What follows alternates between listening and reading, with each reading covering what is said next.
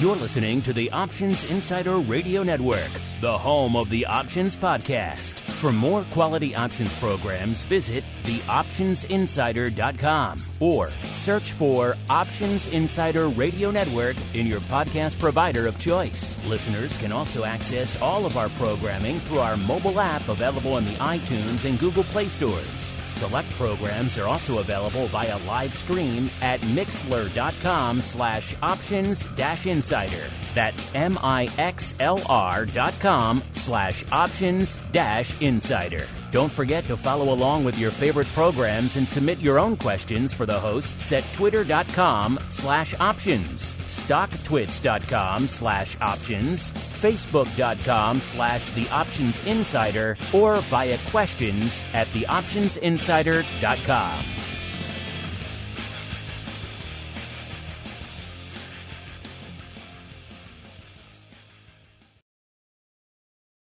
You wanted it, you got it. A radio program that helps teach you options trading inside and out, basic to complex. This is Options Bootcamp. Whether you want to learn how to protect your portfolio, generate income, or even become a master of volatility, the Options Bootcamp drill instructors will break it all down for you.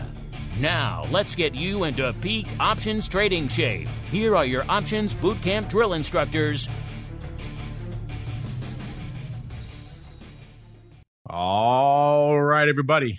That music means it is time once again for Education Wednesday here on the network. Yes, it is time for Options Bootcamp, the premier options educational program. Of course, if you're on the pro side, you already got a taste of some educational stuff. We just did a great pro Q&A with Mr. Oracle of New Hampshire himself, Mr. Matt Amberson, a.k.a. the keeper of all of our earnings data. So hope you pro folks enjoyed that. In fact, a double pro week coming up because we have the holiday next week. We're going to give you guys a respite. We got double pro week. A lot of you have questions, but what the hell's going on with FTX, how this impacts crypto from a vol, a skew, and a trading perspective. We got Mr. Greg Mangadini, the CEO of Genesis Volatility, a.k.a. GVol.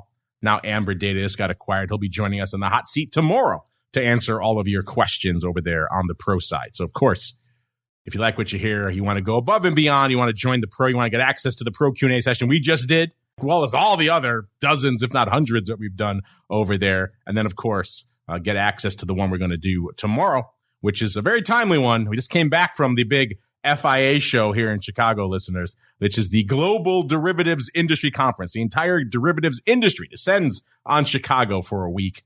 And as I walked through the doors earlier this week, I saw them hastily erasing FTX from the sponsor. They were the premier platinum sponsor of the event, ahead of CME and NASDAQ and everybody else. And lo and behold, that didn't work out too well. So they were hastily scrubbing their names from the marquee, even from the stage. It was a bad scene. So if you have questions about all this madness, listeners, the Pro Q&A tomorrow is the place to go to get them answered. Of course, you get options oddities there. Everything else over there, theoptionsinsider.com/pro is the place to go to learn more. Or, of course, /secret club. But people are always bugging me. I don't mention our new members enough. I always forget. And then sometimes they don't want to be mentioned. So I'll just be stealthy. I'll say, welcome to all the new people who joined us this week, including, I'll just see the first names. Matt, or your handle, Teeks. I like that one. Or Douglas, or AA8, AA8, however you want to go by. And Trador. All of you guys joining in the pro this week. Welcome to all of you. And also welcome to my compatriot here on the show this week, the black-hatted one himself, the guy who's always trying to force me to speak in Italian at all times. He is Mr. Dan Passarelli from Market Taker Mentoring. Mr. P, how go things are? Come stai?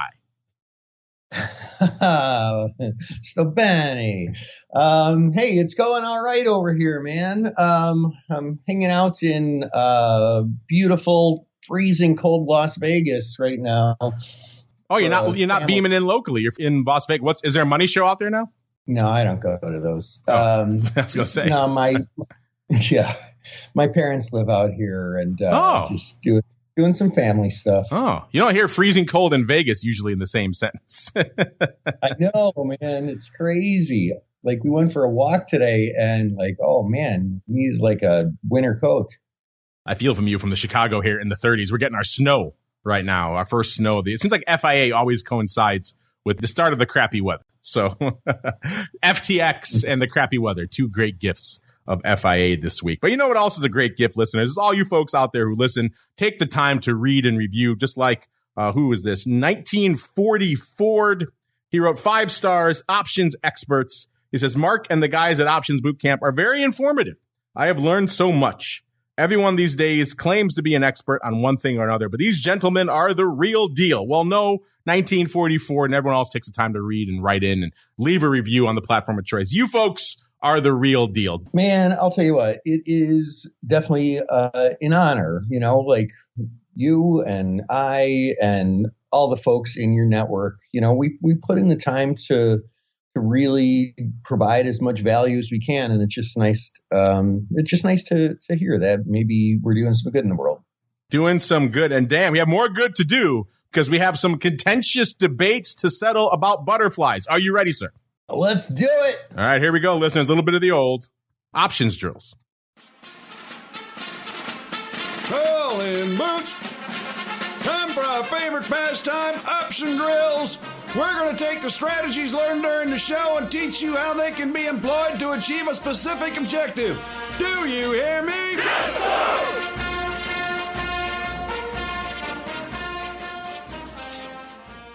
All right, everybody, welcome to the options drills. Today, we're going to settle a simmering debate in the world of options. I had a feeling when we touched on butterflies with that listener question last time that we're going to come back to it. And this time we are. This question comes in from, I love all of our pro members, but my boy Luigi is one of my favorites because whenever he writes in, I get to say, my boy Luigi. And I love just saying that. It brings a smile to my face. By the way, someone wrote in recently saying, do you only take questions from pro members? The answer is clearly no, but just by the massive volume of listener questions we do on the show, we take questions from all comers. So if you have a question, send them in. We'll get you answered here on the show. It's just that our pro members, it's part of the deal. They get bumped to the top of the list. And when they have a question or a topic for the show, they get featured just like my boy Luigi here. He wrote in and said, Mark or Dan? So he wants both of us. He says, so I'm trying to catch up on my shows, and I noticed in the tagline that you guys were going to debate long butterflies and short butterflies.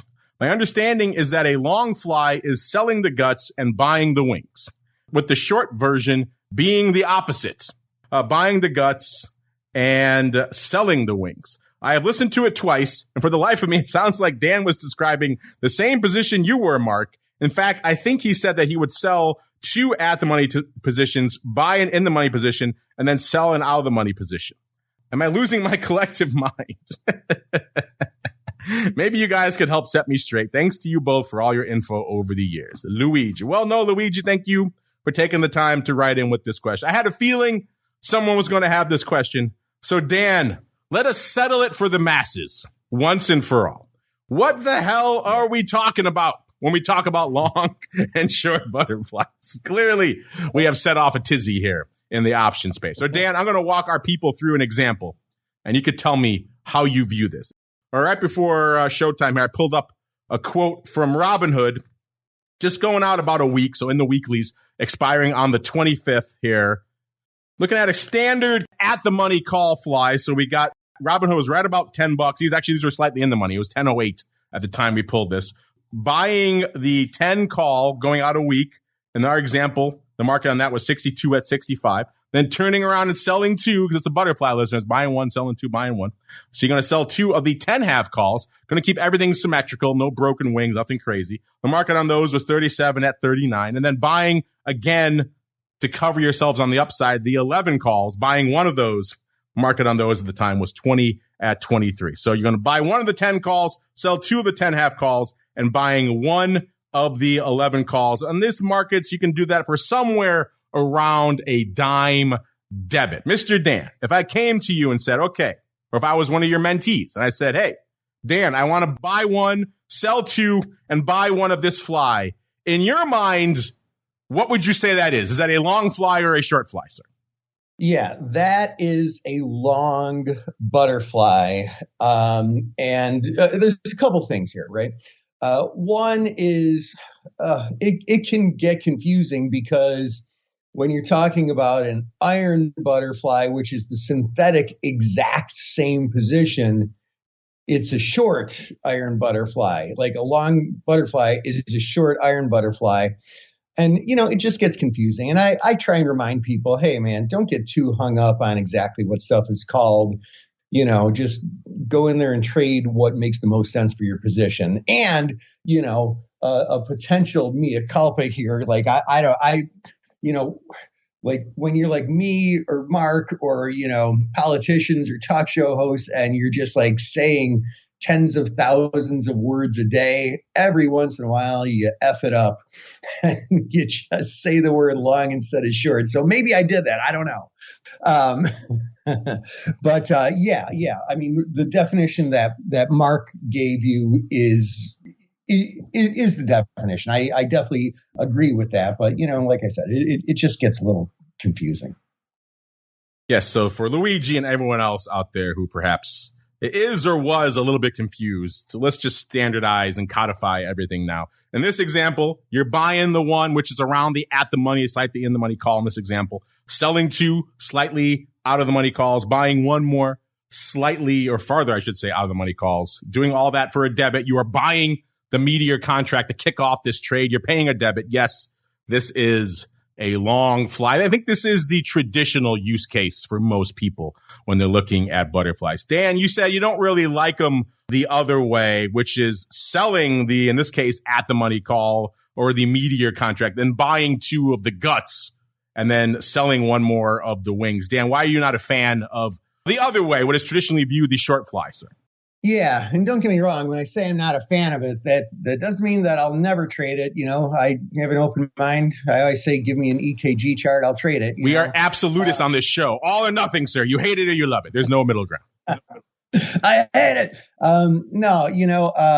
I just, like, for me, and the one thing, and I think I've said this on the show before, I'm sure I have, I always tell our student traders, you should always look at 3 different ways to trade the same opportunity and then just pick the best one. And usually if you're modeling out let me make sure I don't, say the wrong words here, a short butterfly, if you're modeling one of those out, 9 times out of 10, there will be a better way to trade that opportunity. Not always, but I just find, it makes basically it's a long straddle with a short strangle to finance it. And it makes that straddle cheaper. But the whole point is, it's so hard making money with straddles. Like, you need to find the right opportunities, and to truncate your profit potential just most of the time, I would say, leads to a weaker trade. Yeah, I'm trying to think off the top of my head the number of times that I've done the traditional short butterfly, and there's not many. There's not a lot of use cases that I immediately leap to mind and say, oh, this is the ideal use case for selling one around at the money or maybe slightly in the money contract, buying two farther out of the money, and then selling one more even further out of the money. You're right. There's other ways you could do that I think would be easier and more effective. So I like the long fly. That's my use case I traditionally use. So again, that's traditionally you're buying that meteor contract. You're paying a debit for it. And so that's our standard nomenclature going forward, listeners. So let's just clarify on all butterflies. Because a lot of people have questions on butterflies. Long is going to buy it. You're going to pay that debit. You're buying usually that meteor contract. If you're turning the other way, selling that meteor contract and buying the guts, then it's going to be a short fly. That's how we're going to use it on the show going forward. It's how most of you, I think, see it out there as well. Some hardcore old timers do tend to key around the guts. Whatever they're doing with the guts is how they view the fly. I tend to view that as obtuse and kind of arcane. So I don't view it that way. I know most of our listeners of this show in particular do not as well. Also, Dan and I are mostly fans of keeping your flies shorter term, within a month. We just had a great question on the Pro Q&A about, is there a use case for 6-month and beyond flies? I tend to not think of a lot. Our guest Dan, not really a big fan of those either. I know Dan, I guess Matt was not a fan of those. I know, Dan, you're not a fan of those either. He did bring up an interesting point. This is something we've been getting, I won't say deluged, but inquiries about more and more these days, Dan, which is the complete other side of that equation, not going longer term, but going all the way down to expiration day, the 0 day to expiration butterfly. I've been hearing more and more about these lately, Dan. I don't know who's pumping these things. Even Matt from Oras, he started back testing them. He says he kind of likes them. So they're becoming a thing, apparently. 0 day to expiration flies. But what are your thoughts on the absolute day of expiration fly? Have you ever played around with those? Absolutely. I mean, I played around mainly with 1 day and 0 day condors, iron condors or credit spreads. I haven't done a lot of flies, but these butterflies are really, really great for 1 day and 0 day trades. In fact, I would only, in fact, this is some guidance that I give all our student traders. I only trade butterflies or iron butterflies less than 10 days until expiration, 10 calendar days. So like week and a half or less. Any more time than that is usually, there's usually a better way to trade it, because basically what you end up with is like 0 delta, 0 gamma, 0 theta, 0 vega. And if there happens to be a big move, you can lose. But when you're within 10 days, that's when you start getting some theta, and that's when you actually start getting some profit for your risk, you know? So yeah, keep them short. And if you are the kind of person who trades 1 day or 0 day trades, yeah, those can be really, really great. Like I said, we're hearing more about these from people. If you're out there, listeners, if you're one of the many who apparently are starting to dip their toes into 0 day to expiration flies, hit us up. I want to know your experiences. I want to hear some anecdotal stories about your 0 day to expiration. Obviously, I've traded a bunch of flies. Like I said, in my day, usually I tend to take them off around that time. I don't get in there usually and say, oh, this is a great opportunity to put on what would traditionally be with the long fly we were just talking about, which is, again, my traditional use case for a fly, because usually things have widened out and the opportunity to put that fly on is probably gone. But there are scenarios where that is not the case. You got to dig for them a little bit. So I'm curious for you folks, listeners, if you're out there digging for 0 day to expiration flies, hit us up. I want to hear your horror stories, or perhaps your tales of great riches, or perhaps somewhere in between. I'm curious. I want to hear your 0 days to expiration stories. Speaking of hearing your stories, let's get to some more of those. It is time for the mail call. Mail call. Time to look at questions submitted by our listeners.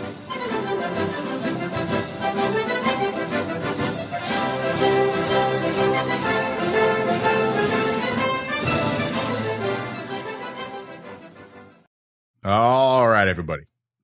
Let's get to the mail call. And you know how we kick off the mail call, listeners. Now, it is patented. It is heralded around the globe. It is hotly anticipated.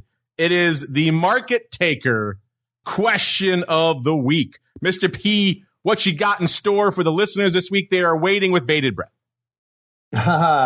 Yeah, so I was thinking about this one. So because I'm out of town, visiting some family and doing some family things, I'm kind of working half staff here for myself.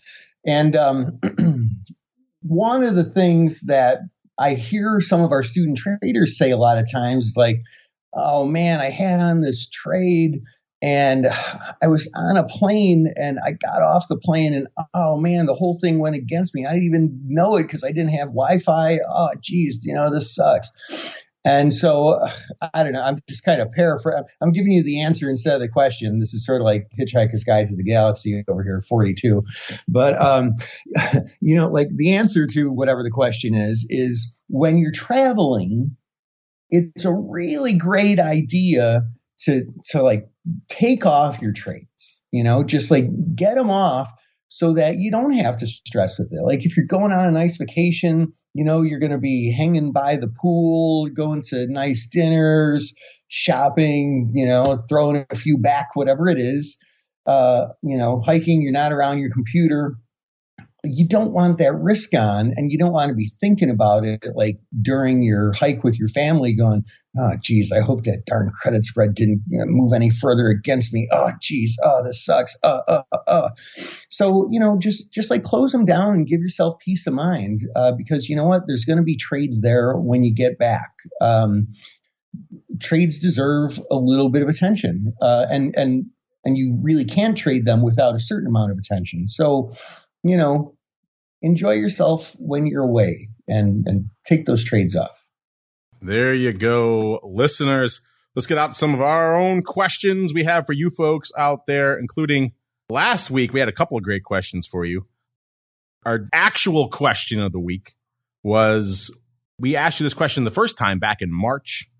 And at the time, 56% of you said you were starting to bargain hunt in the major markets out there and in small single names as well. So we thought we'd revisit this question. We said with so many factors weighing on the markets, how are you guys adjusting your trading style? Gave you 4 choices: reducing your equity holdings, buying crypto. That was an interesting time for that one.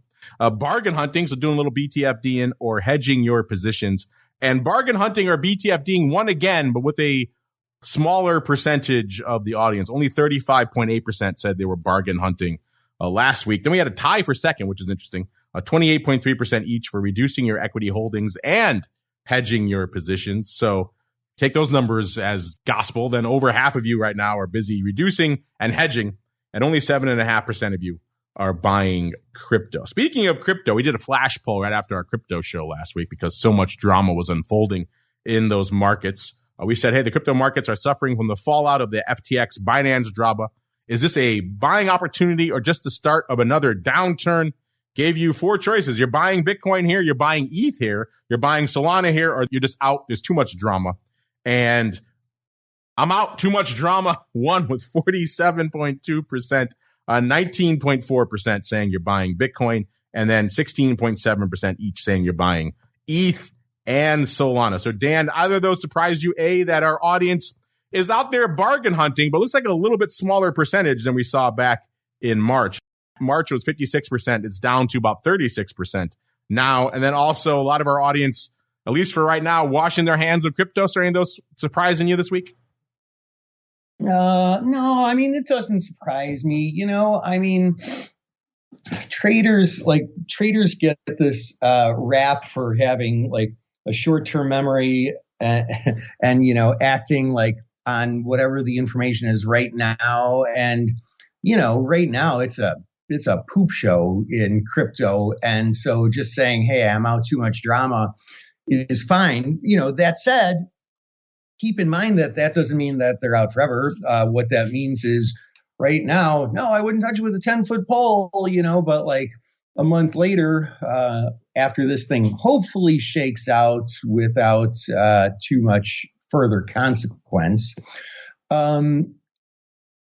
I don't know if this fundamentally changes anything about many of the tokens out there, especially these big ones, Bitcoin, Ethereum, or Solana. So, I don't blame people for being out. I mean, I haven't even opened my crypto account in a while. But hey, man, for bargain shoppers, I can see why some people are bargain shopping as well. Indeed. Let's get to our question of the week this week. And where are we? Here we go.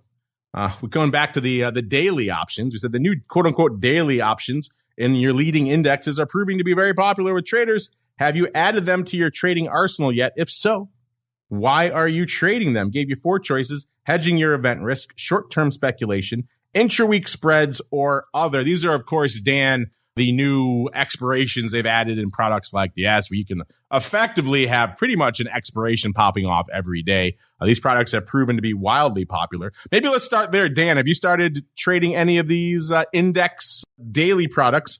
And then B, what do you think our audience is voting for? Why are they trading? Well, I mean, for me, the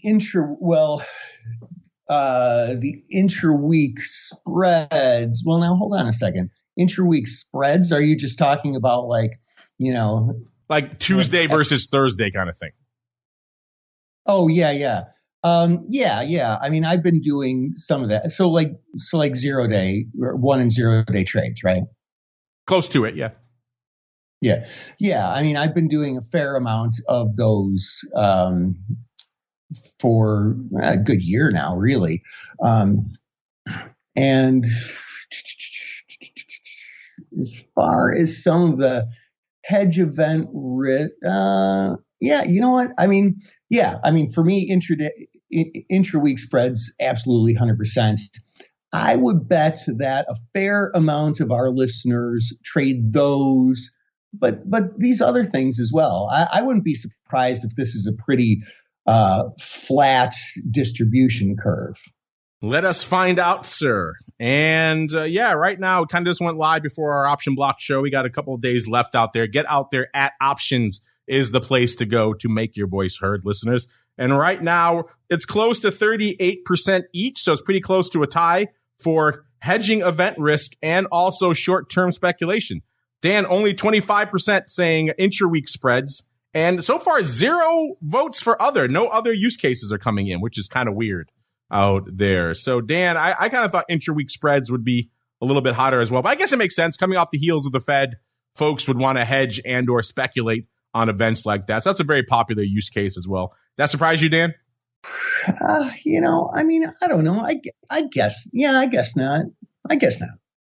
You guess not. All right, let's get out here to some more listener questions. This is actually an interesting one, also a timely one. This comes from Gary. Dan, you know Gary. He was our moderator for the fun event we did with the Harvard Business School very recently. What the heck am I talking about, listeners? Well, you folks are in for a treat because next week during the holiday, while Dan and I are gobbling down some turkey, you're going to get a chance to hear that session for yourselves. Cost you nothing.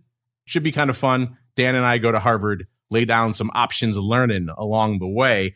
Gary wrote in, say, hey, one of the listeners from our Harvard event is a wealth manager who occasionally recommends basic option strategies. She asked for a suggestion on the best tools to help build recommendation lists for covered calls and buy rights and put writing. Ideally, the tools or subscription service would be based on volatility and the Greeks. Appreciate your thoughts on this. Yeah, Gary, this is a great topic, a great area. In fact, it's such an interesting area. We have a whole show aimed exactly at this called The Advisor's Option, which speaks exactly to this audience. It talks to the financial advisors, tells them what they should be doing out there, as well as some interesting tools they could use along the way, because that is the number one question we get from that audience is, what are the tools I can use? The tools for retail are awesome. The tools for advisors are crap. I've had so many advisors come up to me and saying, hey, if I was a retail trader with 20 grand in my account and I go to broker XYZ, they roll out the red carpet for me, give me all the cool tools. But if I'm an RIA with bring in 2 or 20 or 200 million to that same firm, I get some glorified spreadsheet and some backdoor things. So it's a very different setup, listeners out there. And also, there's a lot of education on that show. So if you're into education, listeners, and again, that audience, those wealth managers, they do need a lot of options education. So there's also a lot of educational topics there as well. Check it out. But Gary, it's an interesting one. I have my thoughts, Dan, but before I say my ideas, do you have anything you want to suggest for our buddy Gary, our moderator from the Harvard session there, about tools you'd recommend, sir? Yeah, I mean, one of our key trainings is all on covered calls and writing cash cured puts, and it's very both retail and money manager friendly, and we actually have it as an on-demand webinar training. And you can go to danpassarelli.com/smart-on-demand. That's Dan Passarelli, PASSARELLI.com/smart-on-demand. And you can watch the training. It's really, really great. And for people who are really into it and it resonates, there's like some absolute sweet deal if you want to move forward with the complete training. So yeah, check it out.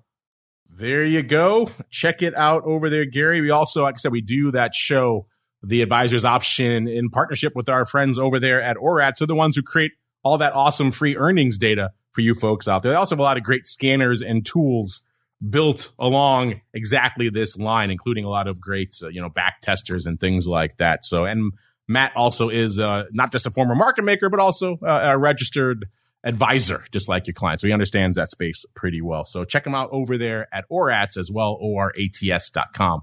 They have great tools out there. And a lot of you listeners on the retail side should be checking that out as well. Not just the free stuff we give you over there at theoptionsinsider.com, but they have some great scanning tools and back testers and everything else you could be using over there if you want to. Let's say you have a strategy. You want to see how well it performs over time.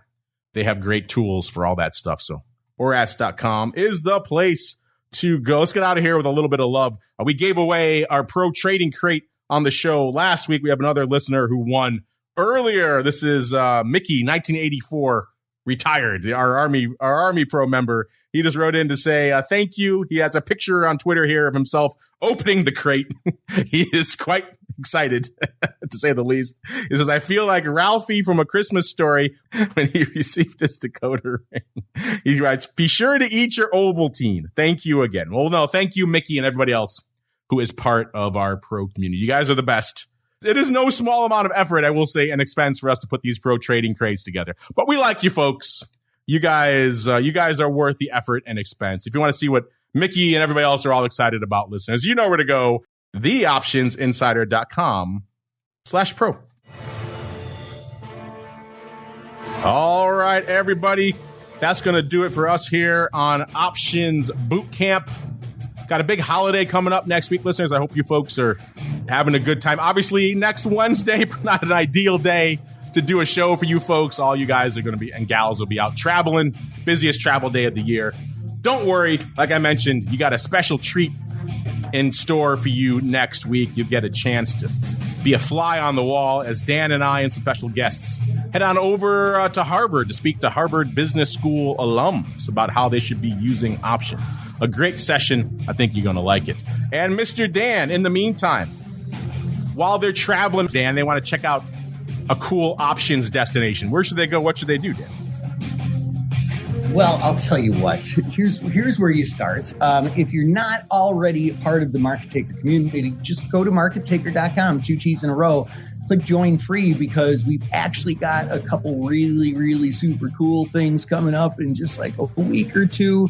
And they're going to be really great and you don't want to miss them. So we invite you to be part of our community and you will be rewarded for it. Yes, you will. There you go. Check them out over there. Markettaker.com. 2 T's. Don't forget the second T. It's for Theta. Over there. Markettaker.com. You see, Dan, I do all your branding for you. It's so easy. Leave on the second T. It's for Theta. Over there at markettaker.com. That's going to do it for us here on Options Bootcamp today. But never fear. Education Wednesday is not over. No, listeners, pro members already got a pro Q&A. All of our pro members got to listen live to Bootcamp now and have a whole bunch of good fun, get their questions in. Of course, all you on-demand folks get to enjoy Bootcamp a little bit later. And then we're not done yet. Coming back in a little bit with a twofer from Mr. Overby coming in on Options Playbook Radio, including a live huddle where we're going to tackle all of your options questions. So if you haven't sent in questions for that, get them in over there right now. You can send them in over to Brian as well. He loves fielding your questions. So you're getting even more great content because we all know you're going to be busy next week traveling, but you want to get it in your ear holes now. So more great content coming up at you later today here for all you live folks on the network and, of course, on demand, wherever you get this content a little bit later. Then, of course, all the rest of our content throughout the week, Option Block, TWIFO, Volatility Views, the Advisor's Option, Crypto Rundown, all sorts of fun, and a whole bunch more. Then back again, not next week, no live show next week, but we do have a great Harvard show. And then back again live in 2 weeks, another episode of Options Bootcamp. Stay safe out there, everybody, and have a great holiday. You're listening to the Options Insider Radio Network, the home of the Options Podcast. For more quality options programs, visit theoptionsinsider.com or search for Options Insider Radio Network in your podcast provider of choice. Listeners can also access all of our programming through our mobile app available in the iTunes and Google Play stores. Select programs are also available via live stream at mixlr.com/options-insider. That's mixlr.com/options-insider. Don't forget to follow along with your favorite programs and submit your own questions for the hosts at twitter.com/options, stocktwits.com/options, facebook.com/theoptionsinsider, or via questions at theoptionsinsider.com.